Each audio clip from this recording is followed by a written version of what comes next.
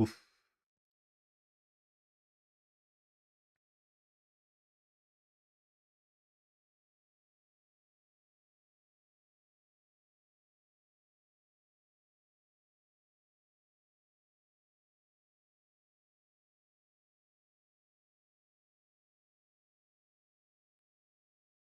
Pressuring her to do so, and now Mm. they're very close. With his second wife, he will tell you that he knew from the very, very beginning, in his soul, that she would not be his partner forever, that it had an end date. He just didn't know when that would be or how that end would come about. Daniel says that he married her, as well as the next woman, because that kind of thing really did matter to them. And in a relationship, for him, it matters that he does what matters to his partners, for the most part. As for him, he doesn't need a marriage to be committed to something. He says that the accident, her dying in the car accident, was the universe clearing the space for him to be with his next wife, whom he had already met through a local breathwork group. He says that without that accident, he would never have gone into that next relationship. Relative to his third marriage, he says that his wife's cancer is every bit as much his teacher as it is hers, that it has taught him the value of just sitting still, and that the universe has decided that he should not have children because of how much that would weigh him down and make it so that he can't help so many of the other people in the world that need his help. He knows that he is meant to be a tool of the universe, and the universe has decided that he is best used healing people and showing people how to heal themselves. Also, he will tell you that his wife being homebound has freed him up to connect better with the friends that he meets in his journeys when he is away from home. He says that if she were here with him on the trips all the time, he would not be able to give those friends his full presence and the new people his full attention. He will also tell you that each time he works with his anger about feeling limited by her, he becomes more and more free. Unfortunately, some people, many people, look at Daniel with respect because of this way of being. To them, he seems almost enlightened and above it all. He seems enviably resilient. But Daniel is simply using spirituality as a tool to nullify his pain. He's using it to nullify the negative. He's using it to nullify the thoughts that could cause him pain, situations that could cause him pain, truths that could cause him pain, and feelings that could cause him pain. He's using it to rewrite reality in a way that causes him to feel good feelings. Even though it is easily mistaken as a kind of enlightened optimism, spiritual nullification is a form of toxic positivity. And it is easy to recognize because people who do it will always put a positive spiritual spin on everything. Everything they have experienced and are experiencing, and everything you have experienced and are experiencing. People use spiritual tools and spiritual awareness to nullify, negate, and cancel out all kinds of things that cause them to feel pain, so that they don't feel the pain and don't experience anything unwanted. When spirituality is used like this, it is being used as a tool of resistance and avoidance, and is in fact a form of spiritual bypassing. To learn more about spiritual bypassing, you can watch 2 of my videos, titled Spiritual Bypassing and Novocaine Spirituality. The reason that it is so hard to recognize is because often when people use spirituality as a nullification tool, they're using true things, such as universal truths, or truths about their choice to incarnate, or truths about a situation they are in, to negate other true things. The thing is, when a person is truly awakened and integrated, things become an and, rather than a negation, a nullification, or a canceling out. Using our example, it becomes, I feel very limited by my wife's condition and very alone in the world. And at the very same time, I recognize that it allows me to be more present with other people that I meet when I travel. And it has forced me to confront my own relationship with physical limitations so as to free myself in certain other ways. Not, I'm able to be more present with people when I travel as well as work through my own self-imposed limitations, so I am now a very free person. As if that negates the negative and the unwanted part of reality. Spiritual nullification is a problem for several reasons. Let's go through them, shall we? 1. It causes you to never see the reality of things and therefore prevents true awakening. Something that is very hard for people to accept is that 2 contradictory things can be simultaneously true. Something like there is no death and at the same time there is death. The reason both is true is because we live in a multidimensional universe. Things are true at a higher dimensional level that are not true at a physical level. This means existence is very different for the non-physical self than it is for the physical self. People use the truths, the observations, the awareness, the perspectives, the laws, and the principles at a non-physical level to negate, deny, and nullify truths at a physical human level. They so often see spiritual reality as the only thing that is real and true. All else is an illusion. There are many different truths that make up reality. The spiritual truths are simply one aspect of truth within a system of truths. Contradictory to popular opinion, they are not superior to all, and they do not trump everything. Rather, they need to be incorporated and integrated.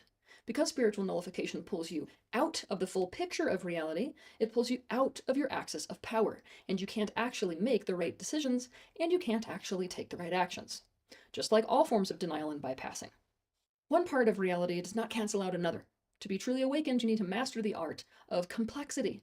and of holding dichotomy, which is very, very hard to do, and which requires you to be able to hold pain, not just spend your life using spiritual practice to not be in pain. 2, it causes you to push away your temporal human self. You are 2 points of perspective, your non-physical aspect and your physical human aspect. One of the main points of spiritual mastery is to integrate the 2. Unfortunately, a great many spiritual traditions ascribe all negative unwanted things to the temporal, to that which is human, and teach that the point of awakening is to transcend beyond the temporal and the human, most especially the ego, so that you are above it all and unaffected. If you ascribe all negative, all pain, and all unwanted to the temporal, and then use spirituality as a tool of nullification, you are splitting yourself off from, denying and disowning your temporal self, i.e. your human self, just a little part of you. You've effectively rejected and abandoned a major part of yourself and justified it by saying that it's not the real me. That's the illusion. 3, I want you to imagine going up to a little boy or girl who has just been sexually abused by their father or an uncle or their mother or whoever and saying something like, you know, you chose this experience because every person in your family doesn't know any better than to do that to their child, to do what was done to them. You chose to take on this pattern and be the one in the family to change it. Guess what? This may actually be true, but that truth does not erase and negate the hell of the experience itself, and if it is used to do this, which it so often is in the spiritual field, it is deeply abusive. When you're experiencing something negative, unwanted, or painful, that is a part of you that is observing the negative and experiencing that pain. That is a part of reality, and it needs to be acknowledged, seen as important, cared for, worked with, and integrated. Not invalidated, suppressed, disconnected from, negated, pushed away, denied, disowned, or bypassed. It does not need to be stuffed under the floorboards. To use spirituality to nullify pain is to use spirituality as a tool of emotional abuse, disguised as loving divine assistance from above. 4, when you approach yourself or others with spiritual nullification, the appearance of something being healed, being in alignment, or being empowered is actually false. In actuality, you've negated, denied, suppressed, invalidated, disowned, and disconnected from what needs to be healed. This means it's going to take you much, and I mean much, longer to heal, actually be in alignment, and actually find genuine empowerment. The negative and the pain and the unwanted will just keep coming back. In fact, it will keep escalating, keeping you in a loop. It's like injecting Novocaine into a gangrenous wound. It's not going to go well for you. 5, when you use the spiritual to nullify the negative, the pain and the unwanted, you start to expect yourself to hold up to a standard of no pain. This means, should you inevitably end up in pain, you will suddenly experience a loss of self-esteem. It's akin to sinning in a religion. You're not spiritual enough or enlightened enough, and you're failing in some way. If you spiritually nullify, you also hold others to a standard of no pain. And if they are in pain, it immediately causes you to demote them in terms of your estimation of their level of consciousness. It causes you to see them as less than, unawakened, limited, less evolved, out of reality, having lost touch with the bigger picture, and temporarily succumb to an infantile, rather human state of consciousness. Today's spirituality looks to get rid of humanness in the exact same way that religions have looked to get rid of humanness for thousands of years. So congratulations. If you are someone who uses spirituality to nullify, you are a deeply, traditionally religious person. Your religion simply got a makeover called spirituality. It is time for spiritual people to stop using spirituality as a coping mechanism and as a tool of emotional escapism. For this to happen, people have to start recognizing when spiritual nullification is happening and stop mistaking it for a form of enlightenment. Have a good week.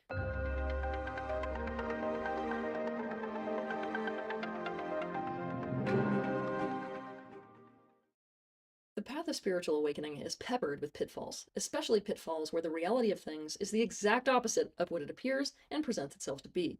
For example, in the attempt to set oneself free from the ego self, people can become entrapped in the ego about being egoless. In today's episode, we're going to be talking about one such pitfall, the pitfall of the spiritual persona, so that this will be one pitfall you can recognize and avoid falling into. There is a big difference between genuine awakening and the creation of and over-identification with a spiritual persona. So let's dive into the difference between the two. With genuine awakening, a person disidentifies from their temporal self, what people call the ego.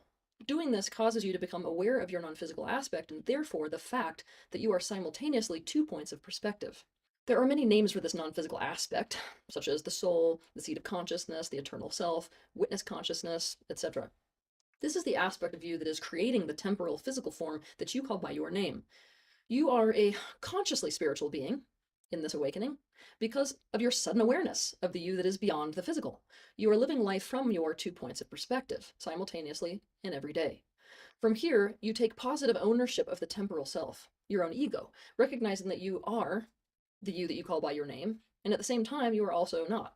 When you are living life from this place, it causes your perspective to be drastically different. This causes things about you to change. You also have access to a lot more information.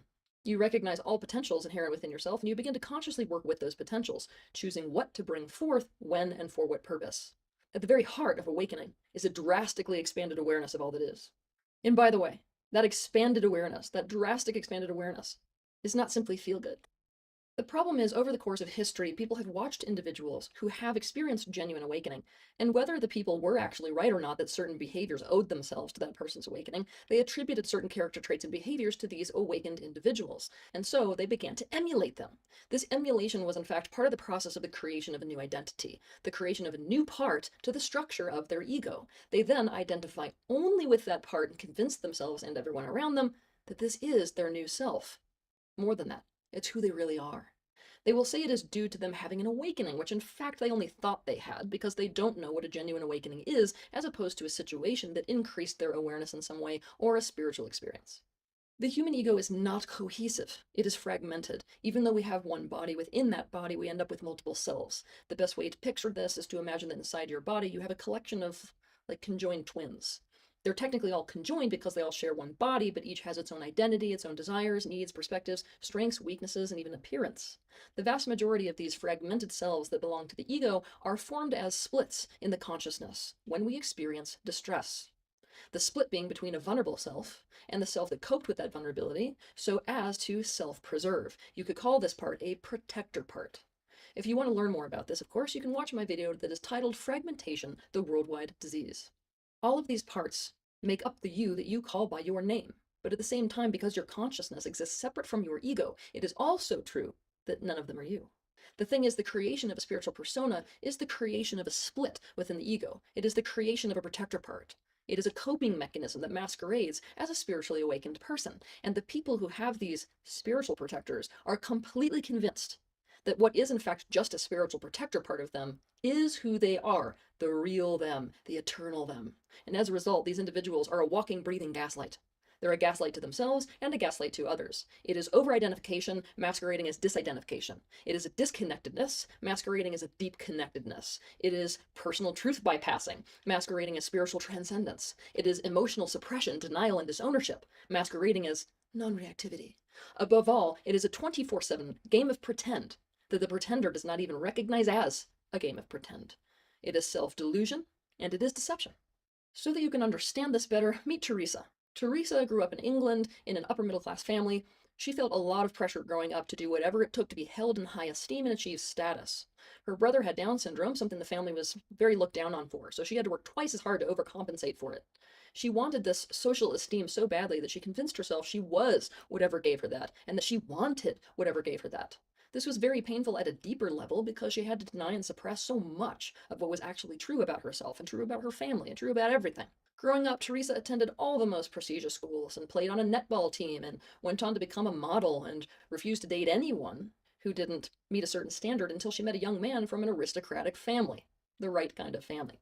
But her picture-perfect, esteemed life covered up poor self-esteem and came with a lot of pressure. The pressure of pretense. The young man she was in a romantic relationship with was emotionally unavailable, to say the least. This caused consistent misunderstandings and a loss of trust in the relationship. Teresa was lonely and felt completely unsupported, which was a very big deal when she found out she was pregnant.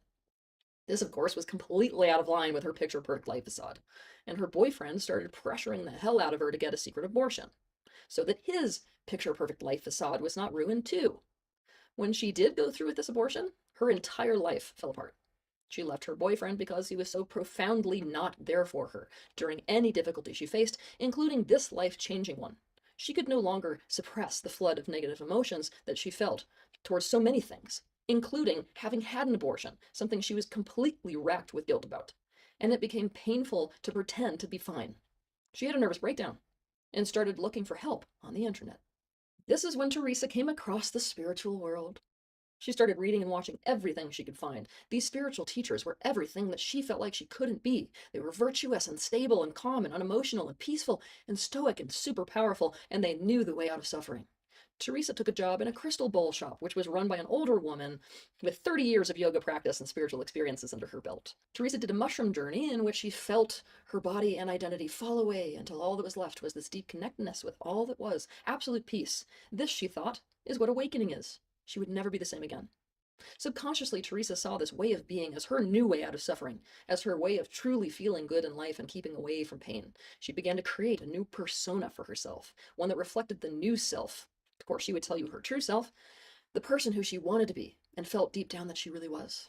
Because of this, she felt her name didn't fit her anymore, so she decided to pick a new name, Shanti, because it means peace.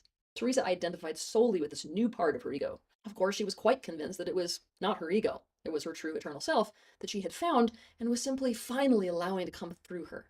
She began to craft herself in the image of what she imagined and had been told a spiritually awakened person would be like. She began to mimic other spiritual teachers and people like her new boss at the crystal shop.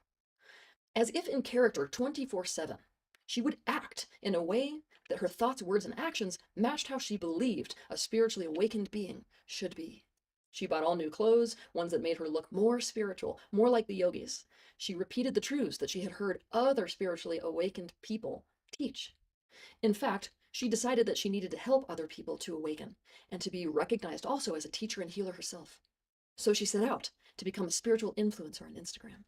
She changed the tone of her voice to reflect more divine femininity. She attended every spiritual event she could in order to get every certification she could that would enhance her status in the spiritual communities. She lived like a zealot according to any spiritual ideology that resonated.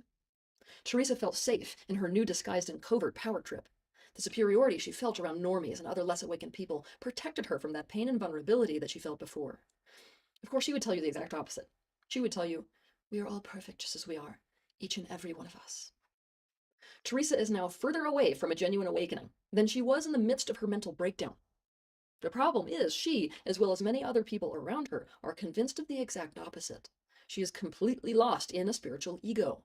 She is more identified than ever, and now anyone who does not act in perfect alignment with how she has decided already that an awakened being acts, or should act, she sees that person as not awakened. Teresa is lost in illusion. She is playing a new game of pretense and is again lying to herself that it is real. Here are some tips for how to tell whether somebody is identified with a spiritual persona. 1. If you are sensitive, you will feel they are pretending. You will feel the facade because you are perceiving what they are presenting versus what is underneath what they are presenting, and the two are not going to match. 2. You will get the feeling of belittlement by virtue of the virtue power trip that they are actually on. The advice they give and things they do are meant to make you feel subordinate and make them feel better than you. However, you need to beware. These power trips are often disguised as a kind gesture, such as healing that they think you need, or prayers, or channelings from your guides, or contacts to other people who you could learn from, or sympathizing with you based on how they used to be that way, or positive energy sent your way. I hope I'm 3. not Their gonna personality become will one be of very those. one-dimensional. This is because they are stuck in a single part of themselves rather than truly owning the multifaceted nature of the totality of their ego. And just so you know, people who are genuinely awakened are very complex. It's not like awakening makes you Because I'm about to one-dimensional. spiritually 4. They will awaken. have huge issues with emotions and emotional reactivity. They are using this coping mechanism, this protector part, to escape from negative emotions. So their persona is designed to not have them and to resist others having them. Non-reactivity is going to be a virtual commandment. They will negate, invalidate, deny, bypass, and reframe their negative emotions and the negative emotions of others. 5. They will be in a degree of disengagement from other people, especially anything unsavory, let's say unsavourily human about them. They only want to be in a relationship with the true aspects of others, which they see as being the higher self, or have a relationship with others where they're the one on top, usually as the healer that is healing or the teacher that is teaching. This coping mechanism, this protection mechanism, comes about most often in people who have suffered relational trauma, and so their relationship will be with people's potentials and with the universe or God instead of people. They will be trying to get all their needs met from within themselves. They don't want to be in the nitty-gritty mess of humanness and of human relationships. By the way, you should have noticed that was a state of resistance. 6. Due to their own powerlessness to pain, especially in relationships, they crafted this persona to have power over pain. This means the idea of victim is way too threatening, so they don't believe in the existence of victims and will not acknowledge anything other than a person's power or the blessing in any given situation. 7. They hold a strict dogma. So you will start to feel around them like you would feel in a super religious setting. You will feel like there are only certain things that are good, right, and acceptable, and you must hide anything that doesn't fit into those categories, lest you drop in their eyes in terms of your awakenedness. Because you're not going to want to be negatively judged, you're going to start to feel insecure about yourself, especially your own virtue. And you're going to feel like you need to hide anything that doesn't fit into those categories of right and good and awakened. 8, they struggle with any questioning that leads them towards vulnerabilities or truths about themselves or about the world that makes them feel unenlightened or feel uncomfortable, feel negative emotion, feel disempowered, feel too human, destabilized, weak, like they don't know the answer, stuck, or inferior. They are using the spiritual persona to avoid going into and toward any of these things. They don't question themselves in any way that leads them in this direction either. If you do question them in this way, they will behave like you are trying to go against a commandment. They are not interested in canvassing what is real, nor are they committed to the continual finding of what is true and real in any situation. They look to negate certain aspects of reality instead with other aspects of reality in the direction of what feels better, such as negating suffering by pointing out that people choose their life experience because they know that it served them in some way. See, it's a negation. 9, an awakened person does not want you to reject, deny, or disown any aspect of yourself, no matter how unsavory. This is the opposite of integration. A person with a spiritual persona will influence you to do exactly this with their words and or behavior, because it is what they are doing. 10, their spirituality is going to be really performative. You can think of a person with a spiritual persona as a method actor. This is, after all, an act that someone has confused with their real selves. They must become that person. So they must walk the walk and talk the talk and dress the dress in a very extreme way and put it right out in front of your face and assert that this is who and what they really are. Nothing about them is going to be original, though, because their persona is copied from other spiritual people who came before them and current spiritual trends, which, believe me, they're going to be right up there on. The spiritual persona is quite possibly one of the most obnoxious, mind twister things that you will ever encounter in the spiritual communities, and you will encounter it if you haven't already. And it acts as a prevention to genuine awakening and even genuine spiritual connectedness, and it definitely acts as a barrier to awareness.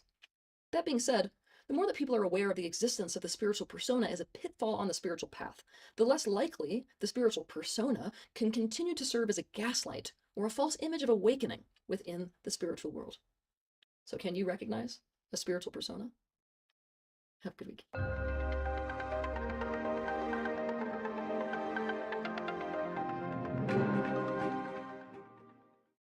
When unwanted or bad things happen, it often feels like the forces are against you. You may even feel like the universe itself is somehow against you, and like the situation is simply fully negative and fully detrimental. This makes it much harder to accept what is and also causes us to go into a state of resistance. Today I'm going to share with you a spiritual exercise that will pull you out of this state of resistance, as well as potentially bring you more into alignment with the universe at large. First, I'm going to tell you a story about an ant. Imagine that somewhere in Texas, there is an ant who is dreaming of a more cooperative colony. Imagine that I knew for a fact that this ant would find the exact colony he is wanting, but in Africa. So I put him in a little jar, I take him away from his existing colony, and I put him on an airplane bound for Africa. I know that what he is wanting is going to come to him as a direct result of what he is experiencing. I know that the experience is for him. Yet, will this be the experience that the ant is going to have?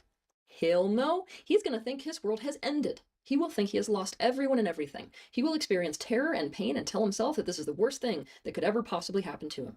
He will go into a crisis. In our subjective life experience, we do not have the same degree of objective perspective that the universe at large does, and so the universe is very often in my position in this ant scenario, but relative to you. I don't want this example to put the idea in your mind that you're simply an ignorant chess piece that is being played by the universe or source or God or whatever name you want to use for it, but there is a great deal of orchestration going on in this universe, much of which you vote for and ask for with your thoughts, words, actions, and desires. And that orchestration is being done from a bigger picture awareness.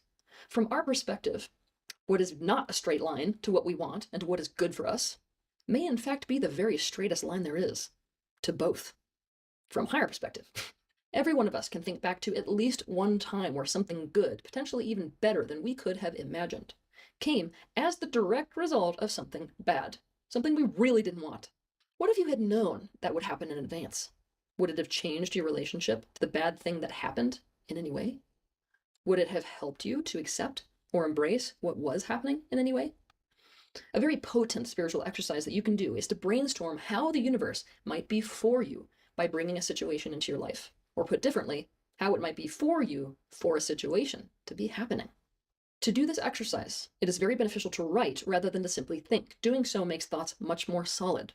The objective is to act like a detective trying to crack the existential case, or a lawyer whose job it is to argue for how what is happening could be for you.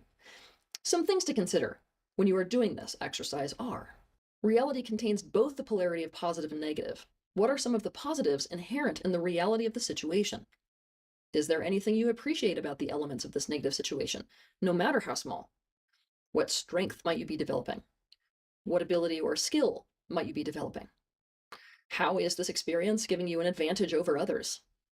How are you changing as a result of this experience? And how might that serve you? How might what is happening make you better suited to what you truly want? Have you discovered anything new that you appreciate or love as a part of what is happening?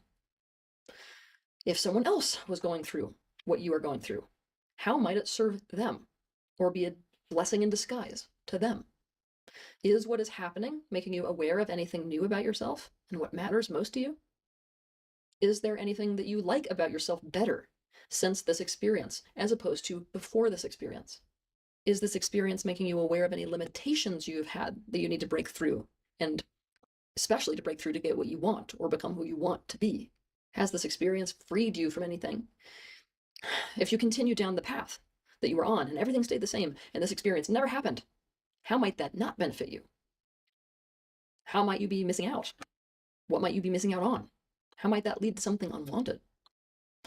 How might this be bringing you closer to your desires rather than further away? What does this make possible? What positive experiences might be happening now that are outside your comfort zone but in a really good way? If this were not just an end to something good, but a beginning of something good, what might this be the beginning of? What is this situation asking of you, and for what positive purpose? Even if it is bittersweet, what beauty have you seen during this process? What has this caused you to be more grateful for and to take more appreciation of? What has this caused you to be more committed to? If you were to stand in front of your grandchildren, what might you tell them about the situation? What lesson might it contain for them? What has the situation made you aware of that you are capable of? Maybe something you didn't feel capable of before. What new people have you met as a result of this experience? How is this experience going to cause you to do things differently? And how might doing things differently in that way lead to better results? What have you learned in this situation or as a result of this situation? And how does that give you an advantage? What if you looked at this situation through the eyes of your future self? What might your future self say? If this were leading you to something great, what might this be leading you to? How about if everything stayed the same and this had never happened? What might you regret never experiencing? Has this situation made you aware of a gift that you have to give, especially to other people? If you planned for this experience and even chose it for yourself before this life, why might you have done that? So that you can see an example of this exercise, I have Michaela here with me who is willing to show you hers.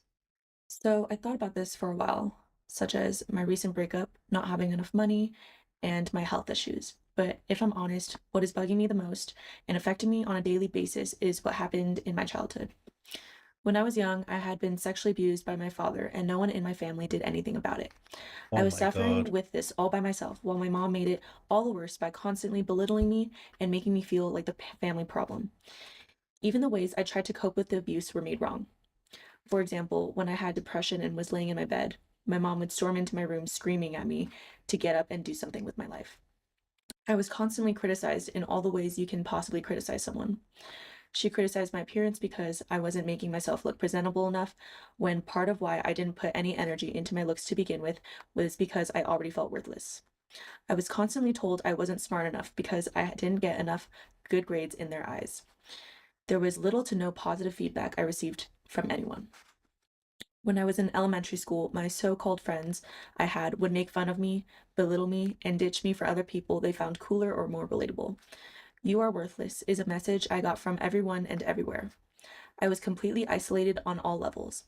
Because of this, for most of my life, I have struggled with deep shame, self-hate, OCD, anxiety, and hopelessness. So how is all of this for me? I'm now incredibly skilled at recognizing patterns in people and situations, which has helped me in relationships. Unlike many people who were able to cope with overlays and fantasies in their childhood, like my sister, who was the golden child, I was always in reality and never had rose colored glasses on about people or life. I watched my sister struggle in her 20s because of all the fantasies that were shattering for her. I will never have to experience this type of pain. This also makes it so that I am more capable of relationships because I can be both in the positive and negative realities about people. If I hadn't gone through this experience, I would have been embroiled in family patterns and societal expectations. I see my peers struggling with a lack of meaning in their life. They seem to care more about their appearance, status on social media, and keeping up with trends so that they can feel good about themselves, and stuck in surface level relationships. They don't feel like they have a solid place in the world. They are not in touch with anything that is real or authentic about them. I could never anchor my self esteem into this because it was completely destroyed from the get go. I could never really let go of what is real for me, even if it was under attack every day. As the scapegoat of the family, I could literally not adapt to the expectations other people had of me, especially my family. I saw how my sister was caught in the rat race of trying to prove to her parents her worth through performing at things that they deemed as valuable or important. She completely lost touch with herself and her intrinsic value. She needed to spend years having to sort out what is hers versus what is not hers. I have never been able to let go of my core self. My suffering has broken me free from petty things, so I am very aware of what matters. I am not stressed out about the way my life needs to be to impress others, like needing the picture perfect image. I'm not susceptible to peer pressure at all. A lot of my peers may feel the need to drink or party or have a lot of friends or be popular to be accepted, but I have a really strong sense of what I value. Because of this, I am able to be more compatible and authentic relationships that are based on what is genuine for me. I am able to prioritize what matters from the understanding of the greater picture of my life. What matters to me is having incredibly connected relationships with people who are in touch with what is real, people who value honesty, people who care about other people outside of themselves, etc. What happened to me has made me highly aware of my needs and desires in relationships, so I am closer to what I want than most people are. I'm also stronger than most people I know. I am actually able to take pain for things I want and not give up if something gets hard. I notice people struggling with accepting pain and contrast as a part of life and as a part of getting what they want. People are trying to cope with or adapt to painful situations in their life. I'm able to be in a conscious relationship with pain because I was unable to adapt, cope with, or run away from pain. I never do anything with the sole motivation of getting positive feedback from others. I will not be able to be swayed in something I believe in or am passionate about because of opposing opinions. I have a greater integrity because of this. I am solid in who I am, and I cannot separate myself from what matters to me in life. If I'm being honest, this exercise absolutely sucked because it was really hard to come up with positive examples of how this was for me. It really stretched my brain and made me go past my comfort levels. And as being a scapegoat my whole life, I have had terrible self esteem and self worth issues. And now, having done the exercise, I have realized that I'm better off than most people. Especially when I had the realization that I don't do things for the sole purpose of seeking external validation, I realized that that is actually the key ingredient to success, and I don't even have to work at it.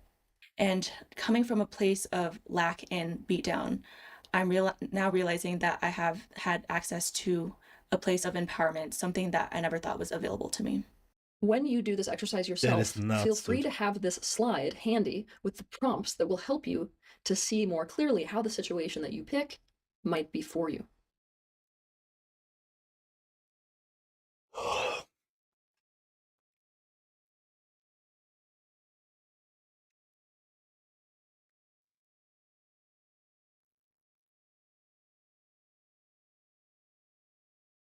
Painful.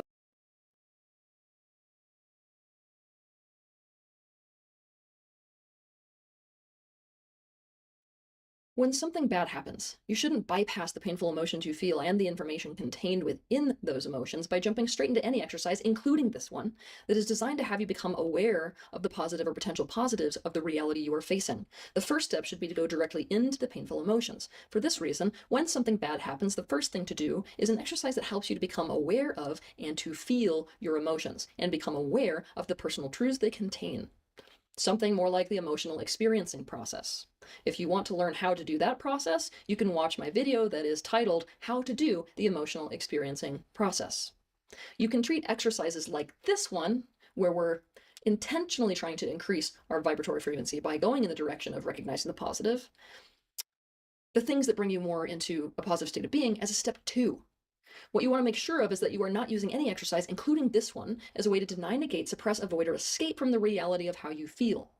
This exercise is meant to be done as a loving assistance to yourself, not out of resistance to yourself and to how you currently feel. Doing this exercise is not meant to negate anything. After all, the ant in our earlier scenario did experience super painful things in his process. The arrival at the ant colony he desires in Africa did not make the pain he went through suddenly not real or not happen. But it did change his perspective on the whole process for the better. And he does now feel like it was for him rather than against him. As a side note to this, a video that will benefit you to watch if you are going through something painful is The Gates, the great untold prerequisite to getting what you want. Doing this exercise will pull you into alignment with the bigger picture orchestration of your life experience. It will help you to come out of a state of resistance to what is happening. It will open you up to seeing opportunities and upsides inherent in the situation that you were unable to see before. It may even cause you to make different decisions and take different actions, ones that are far more in alignment with your actual best interests. Have a good week.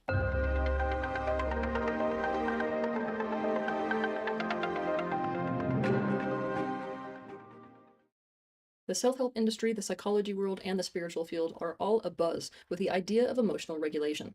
You can't go anywhere without hearing people talk about how important it is to learn to regulate your emotions and to be emotionally regulated. Well, in today's episode, I'm going to explain to you why the idea of emotional regulation is detrimental and needs to be put to rest for good, as well as what needs to be done instead. The thing is, if I don't regulate my emotions, I'm big scary man. And then they call the security. Happened a lot.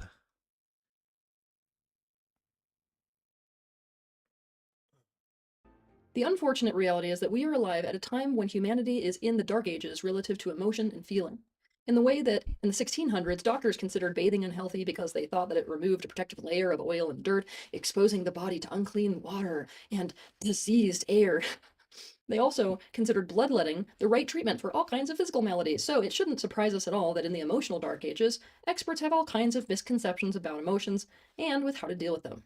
First, let's talk about emotions. Emotions are reactions in and of themselves. They occur within you in response to many different stimuli, such as people, places, things, situations, circumstances, energies that you're encountering in the external world, as well as your own thoughts, especially your own thoughts about those external stimuli. Now, I need you to remember that thoughts can be subconscious or conscious, so most of the time you're completely unaware of what thoughts your emotions are coming up in response to. When we encounter a stimulus, we experience a reaction to it in the form of a highly physiological response, what we feel. Within this felt-based response is information. Emotions carry a lot of information about our environment and also about ourselves, most especially about our subjective experience of our environment and our personal truths. Some people might refer to this as cognitive interpretation. For example, a person may be having a strong emotional reaction, and contained within this emotional reaction might be the information that makes me feel powerless to fill in the blank bad thing happening, and I need to feel like I have some hand in making sure that doesn't happen. This is why emotions can serve as a kind of internal guidance system, and they can influence a person to take a certain action. Sometimes it's helpful to think of emotion as a different language in which information is received and transmitted. When we have an emotional reaction, most of the time that information within the emotion is totally subconscious, and we don't take the time to make it conscious. We don't tune into this language that is occurring within us so as to consciously ascertain the information it contains. And because of this, we simply have a behavioral response to the emotion. This is what people are most familiar with, the actual behavioral expression of an emotion. One of the biggest false assumptions that people make is that all people experience emotions the exact same way and with the same level of intensity. The reality is they don't. For example, anger may feel very different in one person's body as it does in another person's body. Some people also feel emotions much, much more intensely than others and for longer. Our emotions are an automatic response, and for very good reason. When we are out navigating the world and the people, places, and things in it, we need to have reactions to things and make sense of things very quickly. The physiological arousal response element of emotions, which you feel, as well as the cognitive interpretation element of emotions, which you are only very rarely consciously aware of, happens in such an immediate and also intertwined way, and yet all of the focus is on trying to regulate emotions. Let's look at what it means to regulate, shall we? To regulate means to control or govern by a rule, principle, or method, to adjust to some standard or requirement, to adjust so as to ensure accuracy of operation, or to put something in good order. You should not be trying to govern, control, hold a standard for, expect accuracy from, or order your emotions, and here is why. 1. Emotions are not a problem. They certainly are not the problem. And this mentality that you must control your emotions paints emotions to be the problem. It paints them as not okay and not good. It scapegoats them. 2. You cannot control whether or not an emotion occurs within you. You should not be trying to control the way you feel. You're not going to be able to bring order to the way that emotions occur within you either, and you need to stop considering emotional control a virtue. When we try to control our emotions, we approach our emotions as our adversaries. And when we do this, several negative things happen. First, we make our emotions the problem for existing. We resist them rather than opening ourselves up to feeling them and becoming conscious of the information that they contain. And we fall into behaviors like denying, disowning, negating, suppressing, rejecting, opposing, and disconnecting from our emotion / the way we feel. Also, playing mental games with ourselves to try to convince ourselves that we shouldn't feel the way we feel, or don't feel the way we feel, or that everything is fine when it isn't. 3. Our approach of trying to change and manipulate and control the emotion we feel doesn't actually work. So it doesn't lead to results. So you just end up feeling like something's wrong with you and start fearing, distrusting, and hating this fundamental aspect of yourself. This is a very big deal when you realize that the way you feel is the core of your life experience. You're not going to have a good time if you're walking around at odds with that. 4. When it comes to emotions, the idea of holding your emotions to a standard or to some requirement is utterly bizarre. After all, emotions don't have the free will or ability to live up to a standard or requirement. 5. Emotions are sometimes a perfect reflection of reality, and emotions are sometimes very much not a perfect reflection of reality, especially given that emotions are responding to all kinds of factors, including previous life experiences that have informed a person's cognitive interpretations of events. In this way, emotions cannot ever be held to the standard of accuracy or appropriateness for that matter. Nor should they be. Our emotions may not perfectly fit the reality of a situation, and still, they are very important and carry very valuable information that serves our awareness. 6. There is no way to prevent emotion from occurring. There are a great many things you can do regarding the cognitive interpretation of things, and this may in turn alter what emotional reaction you have when you come into contact with a specific stimulus. What is important to accept is that you can't prevent an emotion from occurring within you, and you can't choose which emotions you experience. The process we call an emotional response happens very quickly and without your conscious will. Your rational mind is not involved in this process when you're out navigating the world. You can, however, decide what you do with emotions when they occur. When we are trying to consciously intervene is in that tiny, let's be honest, sometimes infinitesimal gap between the experience of an emotion and the behavioral response to the way we feel. Most of us behaviorally react to our emotions on autopilot and mostly according to patterns from the past. For example, you feel angry and therefore you hit someone, or you feel insecure and therefore you withdraw. Therefore, we need to stop talking about learning to regulate our emotions and start talking about learning how to consciously master our behavior. Very different discussion. Any tool out there that is presented as a way to regulate emotion is actually a tool that is designed to regulate behavior.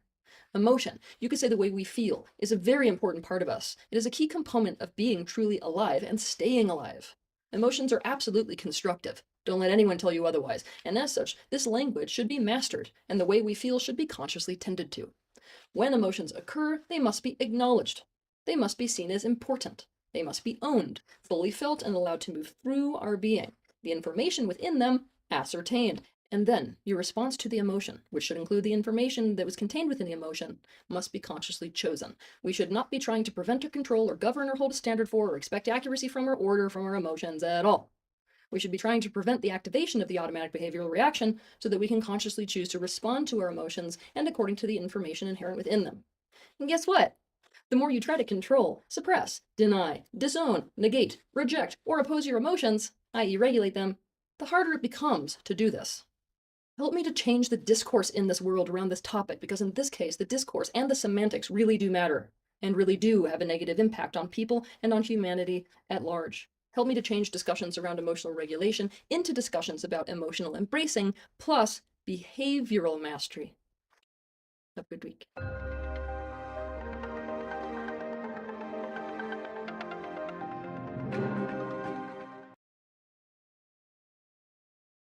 Okay. gonna get a laser tomorrow, guys. Pray for me.